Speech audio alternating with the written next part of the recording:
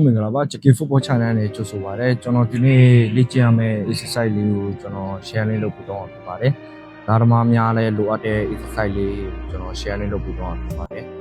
လေ့ကျင့်ခန်းကတော့ခြေထောက်လေးတွေမြန်လောင်လေ့ကျင့်လို့ရမယ်လေ့ကျင့်ခန်း၅မျိုးကိုကျွန်တော် share လေးလုပ်ပြတော့ဖြစ်ပါတယ်ကျွန်တော်ချက်လိုက်ကြည့်လိုက်ရအောင်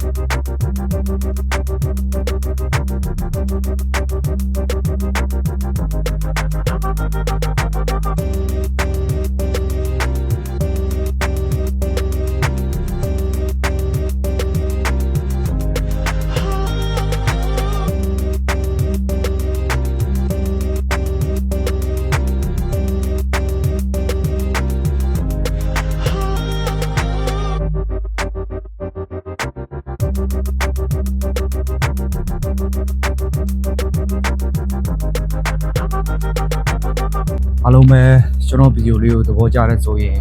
ကျွန်တော် channel လေးကို like and subscribe လုပ်ပေးဖို့တောင်းဆိုချင်ပါတယ်နောက်ဗီဒီယိုတိတိတွေတင်ပေးတော့ပြပါတယ်ကျွန်တော် channel လေးကို like and subscribe လုပ်ပေးဖို့တောင်းဆိုချင်ပါတယ်